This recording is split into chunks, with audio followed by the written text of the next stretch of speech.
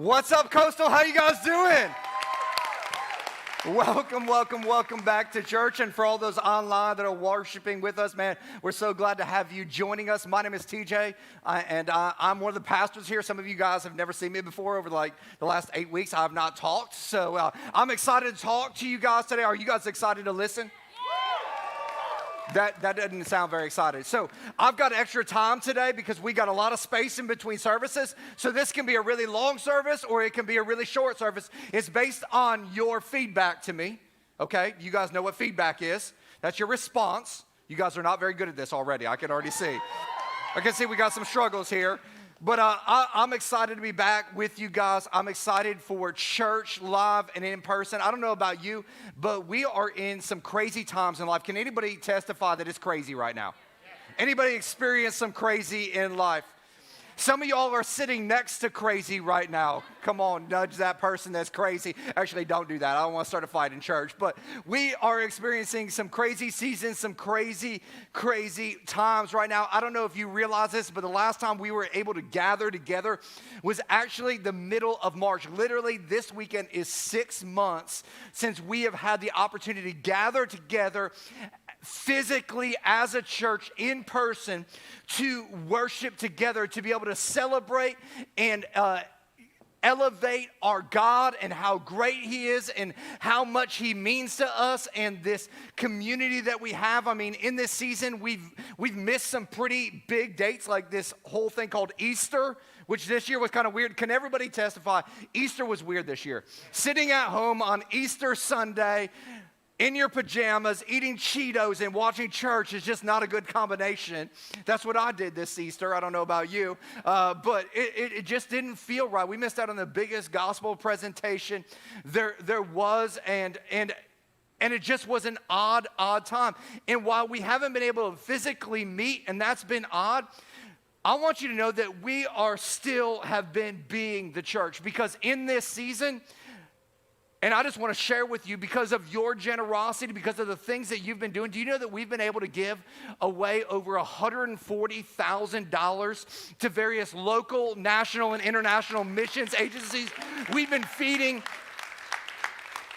tens of thousands of people. We've been bringing the gospel to kids all over the world through an organization called One Hope because of your generosity. This weekend, we're helping to plant 32 churches all throughout the United States, all because of your generosity. So while we might not have physically been open, we have never shut down.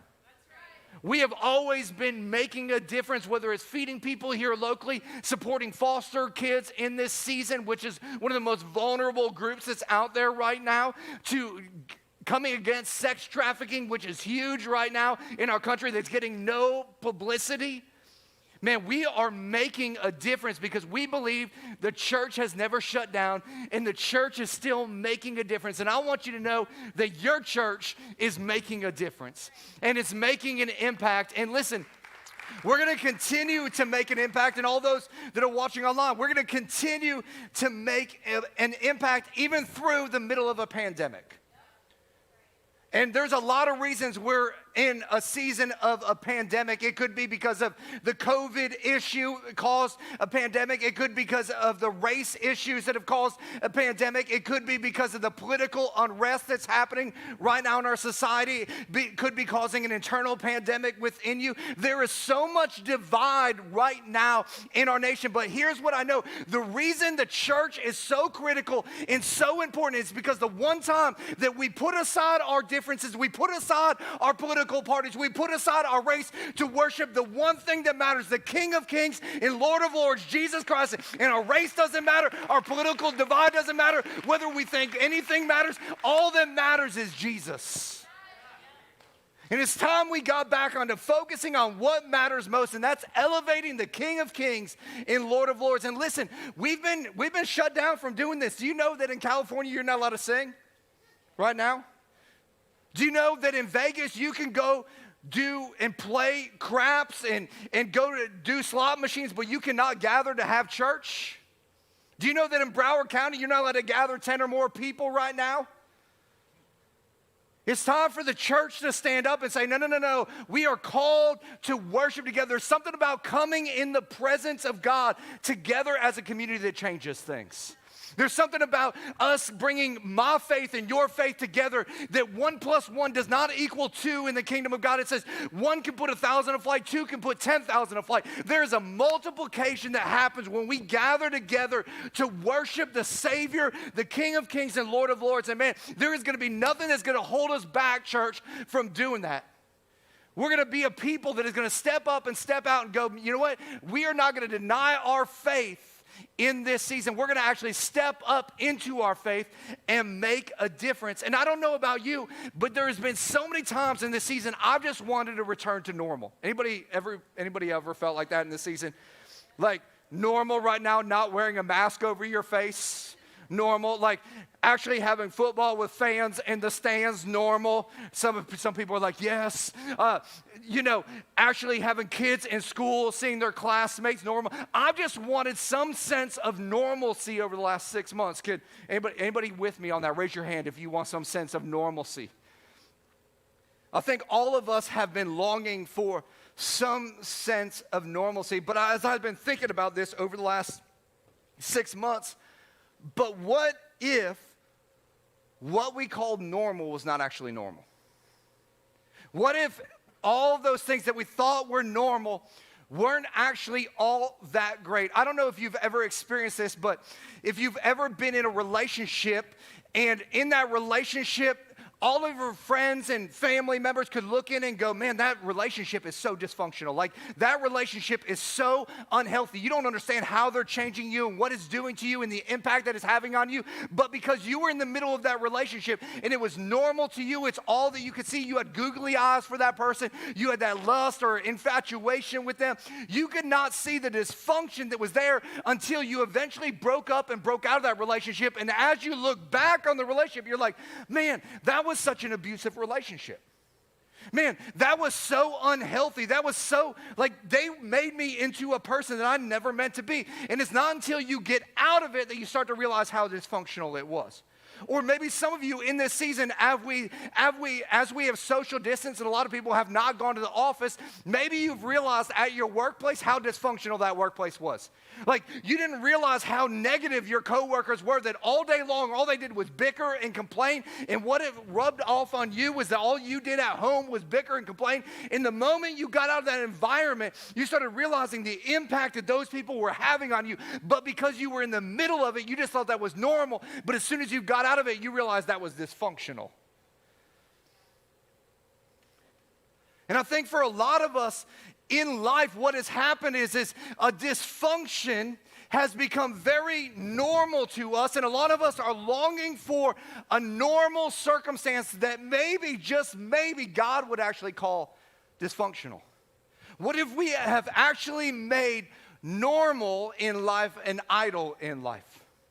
What if what we long to return to was actually something God was trying to get us out of, so we could see things differently and actually go to the place that He actually intended for our lives? And so many of us, what we're doing is we're longing for the old, better days. For some reason, whenever we think of the past, we forget all the negative and remember all the positive. Have you ever noticed that? You think back to a super dysfunctional relationship, all you remember is the good times, not the bad times. And you're like, oh, that was so great. You see them on Facebook. I remember the time. You start singing the Michael Jackson, remember the time. Woo, doing all that fancy footwork stuff. You just remember all the positive when the reality is there's a ton of dysfunction in the middle of it. In fact, in Ecclesiastes, Solomon, who is the wisest man ever out there, said, why were the old days better than these? In fact, he says, don't say, why were the old days better than these? For it's not wise to ask such questions. Why? Because we have a perverted or skewed view of the past, when in reality, God has got something so much better for us in the present. And the Israelites in the Old Testament, when they were in the midst of slavery in Egypt, are one of the greatest examples of this on the planet ever, all time. They started off in a really good place. They had a guy that named Joseph that rose into power and eventually helped them spread and multiply and become great. And then leadership changed, and all of a sudden they became enslaved to the Egyptians. They became these slaves that were building the pyramids that they believe today happened because of the slave labor of the Israelites. And because they were enslaved, they were actually enslaved for 400 years in Israel. And they got so used to being enslaved that they thought that that was just how life was. That's how life was supposed to be. And all of a sudden, God sends a man named Moses to be the deliverer of people. And the name Moses actually means to draw out. And the reason he was named Moses is because he was put in a basket in a river and they drew him out of the river. And God actually put that name on him because God wanted to use Moses to draw his people out of slavery into the promised land that he had for each and every one of them. And it got me thinking about this season of COVID-19. In fact, I actually think we need to rename COVID Moses because it's drawn us out of some things in life. And so from here on out, when people refer to COVID, you just go, oh, Moses, I know what you're talking about. Because I believe that God is trying to draw us out of our Egypt that we have created in life, our sense of normalcy. And so many times, the moment we get drawn out of a sense of normalcy, what happens to us? All of a sudden, our confidence gets shaken. All of a sudden, we start to get weary and we get depressed because all of a sudden, our comfort in life, because that's what normal is, right? It's comfort level. Come on, y'all aren't responding very well with me right now. I know you're wearing a mask and it's uncomfortable, but I don't care. You can talk back. It's okay. I can hear you. Right? Our normal is comfortable. That's why we like it. It's why we go after it. It's why we long for it, because that became our place of comfort in life. That's why Hebrews tells us to not throw away our confident trust in God, because our confidence in God has a great reward.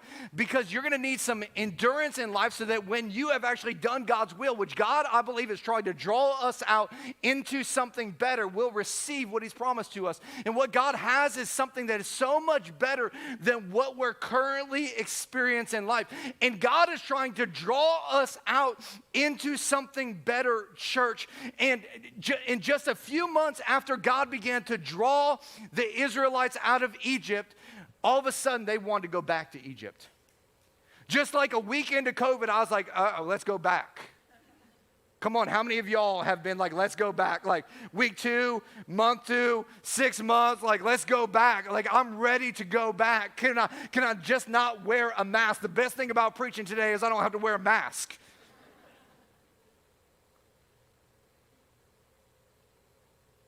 But what you discover in the story of the Israelites as they're making a trek to this promised land is there were some ideals or some attributes that were actually hindering them from experiencing all the promises that God had for them. And I think there's some things that are hindering us today, and I'm very, very aware that these are problems that I have, and so I figured if they're my problems, they're probably your problems as well, and they were their problems, so I'm just going to give them to you if that's okay. And the first one is this, is they had the complaining mouth syndrome. Anybody ever experienced somebody with the complaining mouth syndrome? Anybody live with somebody with the complaining? No, don't raise your hand. Don't do that. That's messed up. If they're not sitting with you, that's okay. Then go for it.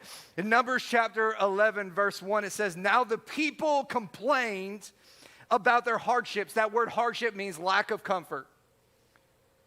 Anybody complained about their lack of comfort in this season? I know Shayla has. She's being honest today. Last night she wasn't honest. I called her out. No, she was.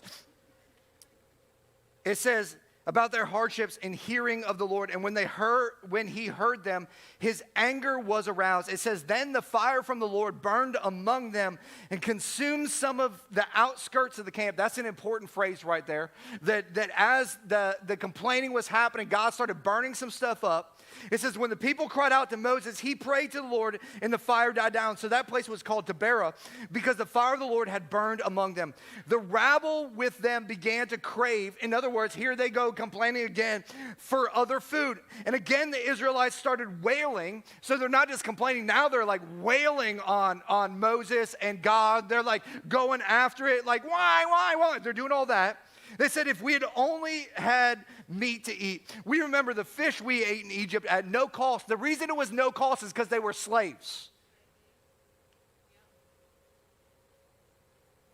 And then they go on, and apparently they like vegetables, and because there was cucumbers and melons and leeks and onions and garlic. It says, but now we have lost our appetite. We never see anything but this manna. Which is interesting because here they are traveling on what should be like a 30 to 45 day journey, and God is supernaturally supplying food from heaven to them.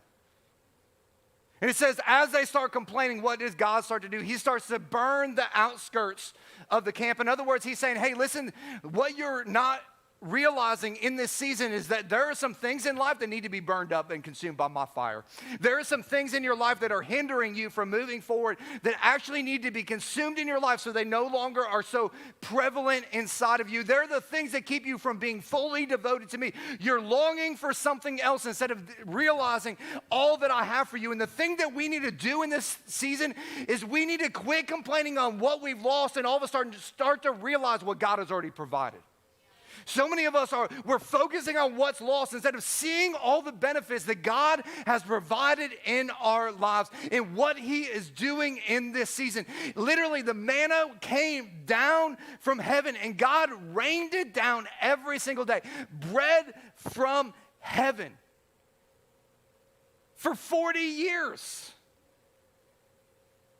Which is interesting because it correlates today. Because Jesus said, I'm the bread of life. You know why he said the bread of life? Because he said every day you have the opportunity to experience something that will nourish your soul, that will never run dry. Every day you can have something fresh from me that I want to deposit in your life. They totally didn't realize that in Deuteronomy 29, for 40 years, their shoes did not wear out.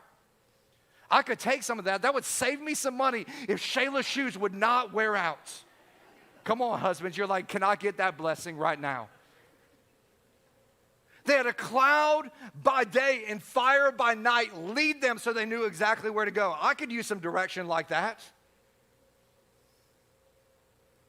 But instead of being thankful for what God did provide, they complained. The manna literally means, what is this? Like, what is this?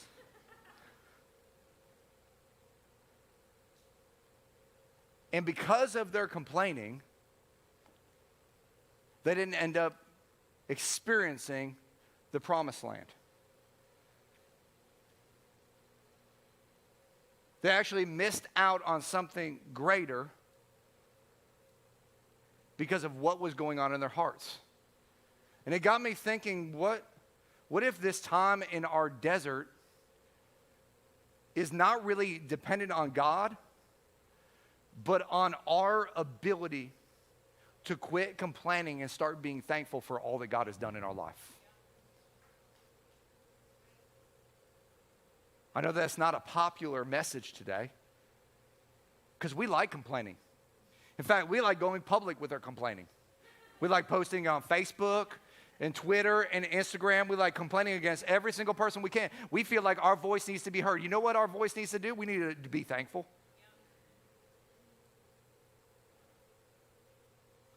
And here's the thing, I'm not really sure what God is up to in all this. If you were to ask me, I don't have a clue.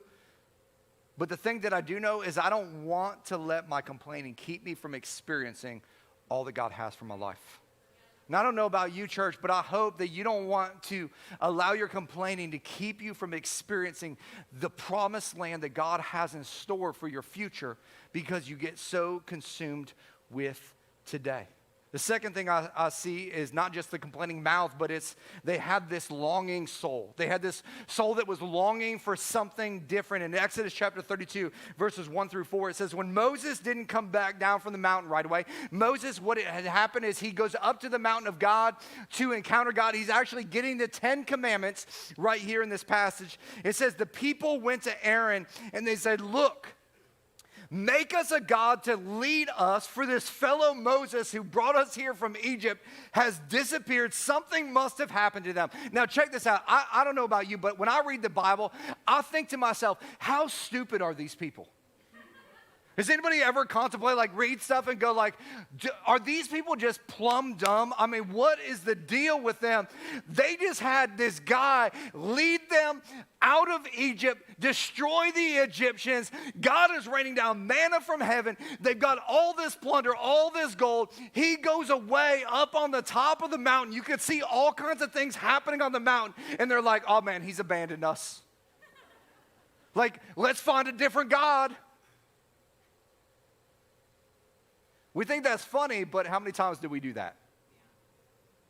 We think, like, I would never do that. Oh, yeah?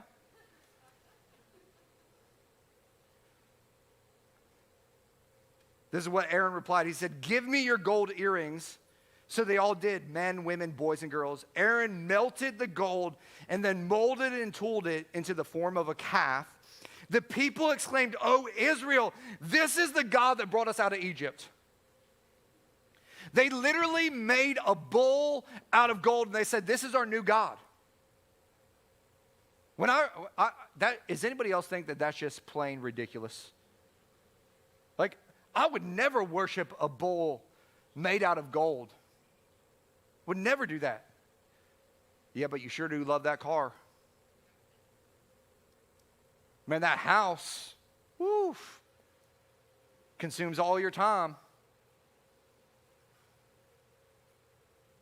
Literally, Moses goes up to Mount Sinai to get a word from God. He has gone 40 days and 40 nights. The number 40 literally means a testing. He's basically testing. God is testing them right there. And the people in the middle of the test, they go, man, I'm not going to pass this test. I'm going to go find another God. This is taking too long. Has anybody else thought this is taking too long? And so instead of continuing to keep our focus and our trust on God, what we do is, this is taking too long. I'm going to go replace it with something that is more familiar and normal to me. And so what do? They took the gold that came from Egypt. It was actually from their earrings. And if you study this, the only time a person would have earrings is if they had a nose ring or an earring, which meant that they were actually a bondservant. They were a slave to somebody else. Now, they were no longer slaves, but yet they took the things that signified their slavery, the things that were significant to them, that were their identity, and they said, hey, our identity is the thing we still worship.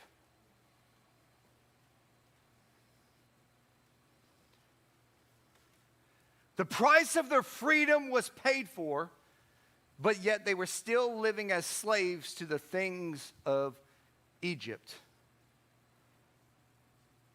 And I would submit to you that who the Son sets free is free indeed, but so many of us are still slaves to the things of our Egypt, our past, that still are ruling and reigning.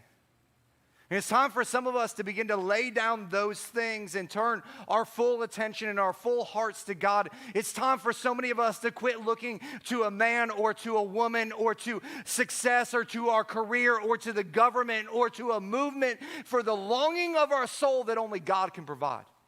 So many of us, we have a God-shaped hole in our life that can only be filled by God, but we're trying to push a car into it, or that man into it, or that career into it, or those children into it, and going, this is going to give me significance in life. And while it may fill a portion of that void, it never completely seals it up, and therefore you're always longing for more. Because as soon as you get that, what do you want? You just want more.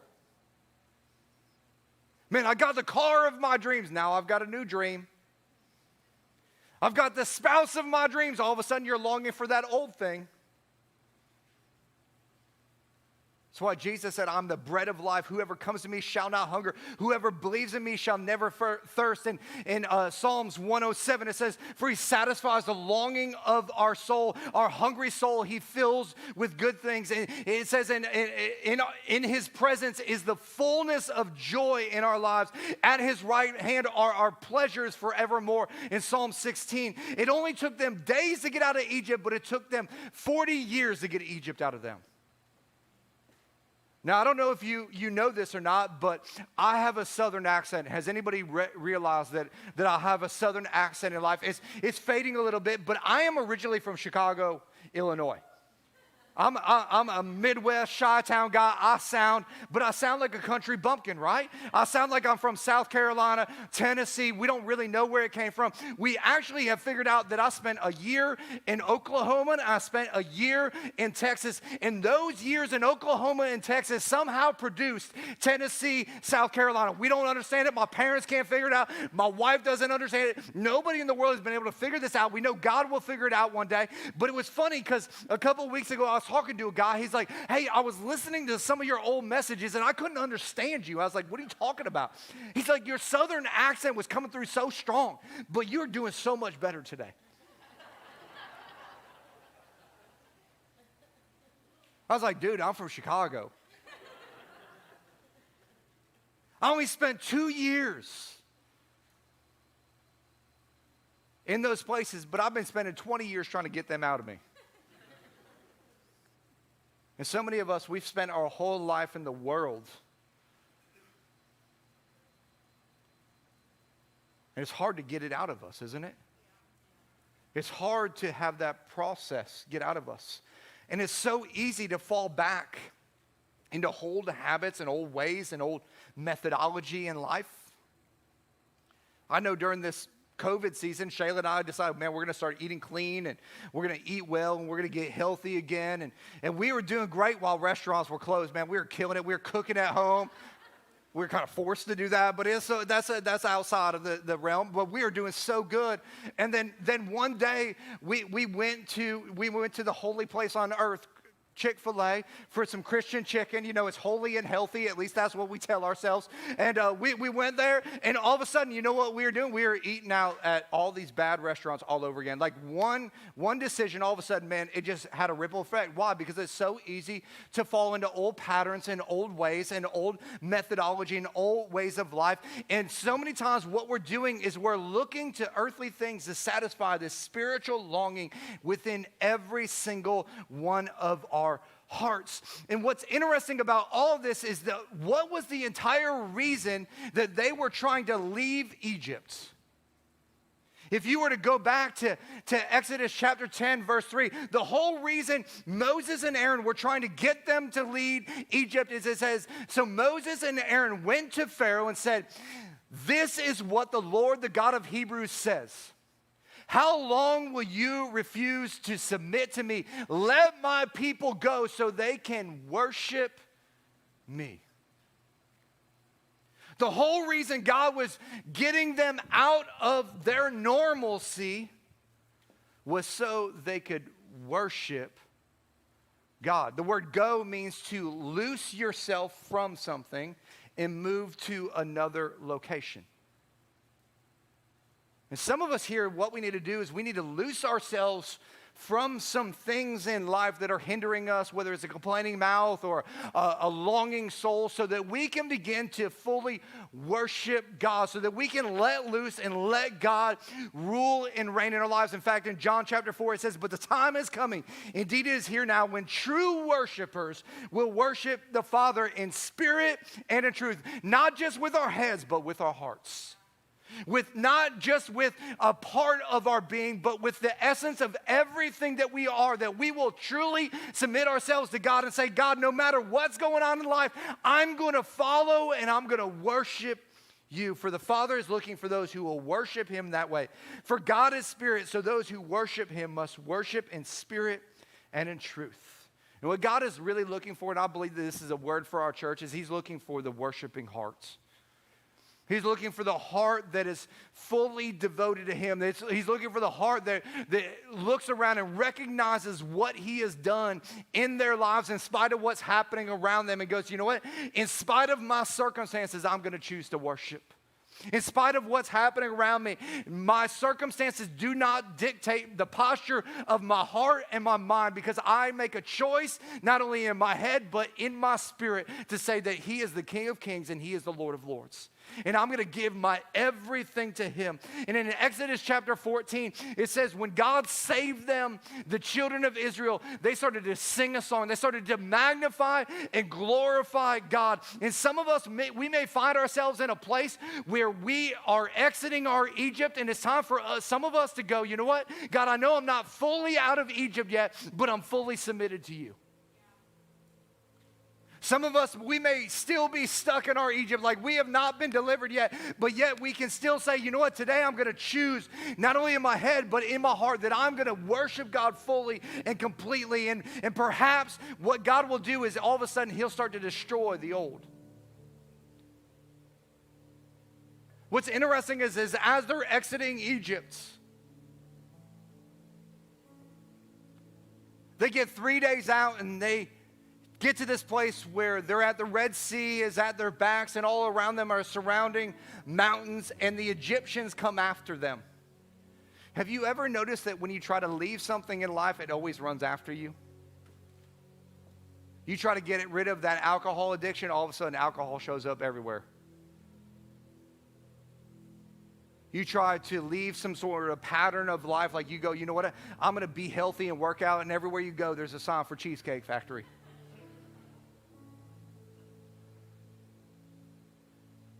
Like the devil just be so busy. You know what I'm saying? Like that dude knows exactly what to do.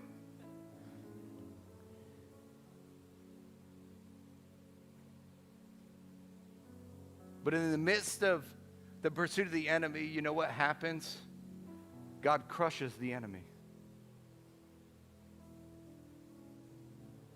In their attempt to go and worship, God comes in and shows up and shows off.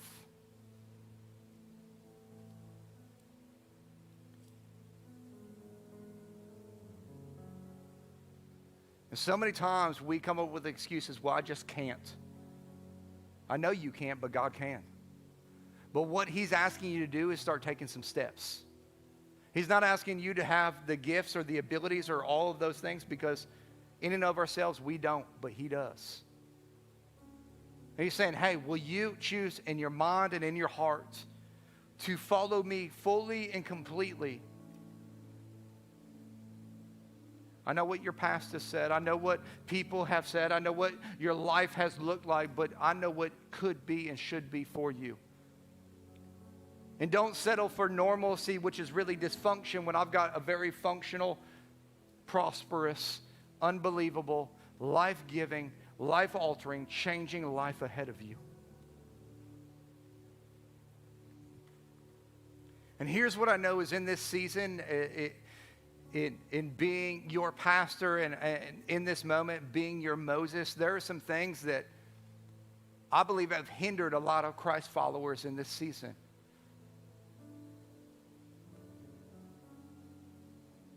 One of those is corporate worship. I mean, there really is something powerful about coming together and worshiping together, because here's what I know is you may come in here with not a whole lot in your tank, but you know what? The person next to you, when you combine your faith with their faith, changes things. When you combine their hope with your hope, changes things. When you combine your presence with God's presence, it changes things. I think one of the things that's been missing in this season is corporate prayer. Where you come together and you pray for one another. I know it's great that you pray by yourself and all by yourself. You can pray up a storm, but it says, but where two or more are gathered in his name, there he is also. That's referring to Jesus. And if you ask anything according to his will, it shall be granted. Something about coming together and praying together, it changes things. And you can't do that, or you haven't been able to do that up until this point. And there's some things that need to change. Community, man, one of the biggest hindrances right now in the nation is there are more drug abuse happening. There's more abuse that's taking place. Alcohol sales are through the roof right now. Why? People are isolated, which is the greatest thing the enemy can do, is he can get you off by yourself and isolate you because he's got you. And what we need more now than any other season of life is we need community. It's one of the reasons why we're launching our Connect groups right now. If you're not in a group, get in a group. If you're watching online, get in a group. Don't make the mistake of thinking, I've got this on my own. No, you don't. Like you're setting yourself up for failure. If you've ever worked out in life, if you work out by yourself, it's way harder than if you have a workout partner. You got a workout partner, what happens? You show up every week. Why? Because you don't want to not be there and them show up, because then they're going to dog you for the rest of the time and call you a loser and a sucker. Not only that, but you got to beat them. That's the important part, right? But we need that community, those people that, as the Bible says, as iron sharpens iron, one man sharpens the countenance of his friend. We need those people that are sharpening us and keeping us close and keeping us accountable and encouraging us and building us up. We need those things in our lives. We need to make some decisions that, man, we're going to follow God with all of our heart, soul, mind, and strength. And we need to gather together, and we need to do community together, and we need to pray for one another. We need to stand together and see God move in some incredible ways. You know how this is going to change? It's going to change by the church coming together and the people of God coming together and praying and changing the atmosphere on this earth. I know I'm getting spiritual, but this is not a physical problem. This is a spiritual problem. And God changes things spiritually before he changes things physically. And we got to get spiritually fit so that we can see God rule and reign in the way that he wants to rule and reign in our lives. And the whole thing about this whole story is a foreshadowing of what God is going to do in the future through his son Jesus. He says, man, you're going to be stuck in slavery, and we're all enslaved to some different things. Could be media. Could be pornography, it could be some addiction, it could be some habits. We all have things that have become our little g gods in life. And he says, hey, I'm going to send a deliverer just like I sent Moses to the children of Israel. His name is going to be Jesus. He's going to be my son. And he's going to come and he's going to take the sins of the world. That's all of your mistakes, your mess ups, your screw ups, your faults. And he's going to crush those things by his blood on the cross of Calvary so that you could have life and you could have it more abundantly. It's called the promised land. It's a relationship with the creator of the universe. And maybe there's some of you here today that have never experienced that life, that have never experienced that relationship. I want you to know that you can experience that right here, right now. You don't have to wait another day or another time or another hour, but you can experience all that God has for you in this place. And so with every head bowed and every eye closed, maybe you're here today and you've recognized that, man, there are some other things that have been ruling and reigning in my life. There are some other little g gods that have taken the place of the ultimate God, and I need to submit my life to Jesus. I need to give that to him and allow God to come in and rule and reign. I don't want to have a heart that is longing for other things. I don't want to have a complaining mouth. I want to have a worshiping heart, and that begins with a relationship with Jesus. So if that's you here today with every head bowed and every eye closed, if you would just slip your hand up on the count of 3, I would love to pray for you. And if you're online, you can just put your hand emoji up. We would love to pray for you as well. On the count of 3, 1, 2, 3. Yes, sir, I see you. Thank you. Yes, ma'am. Yes, ma'am. Yes, ma'am. I see you. Thank you. If you just pray this in your heart as I prayed out loud, say, Jesus, thank you so much for coming to save me. Thank you so much for coming and dying on the cross so that I could experience life and life more abundantly. Come, forgive my sins, heal my heart, change me from the inside out. God, I want to leave the things of Egypt to walk into the promises that you have for me. Create in me a new heart. Wash me clean. Thank you for loving me unconditionally right where I am. Thank you for coming and changing me from the inside out. It's in Jesus' name that I pray. Amen. Amen.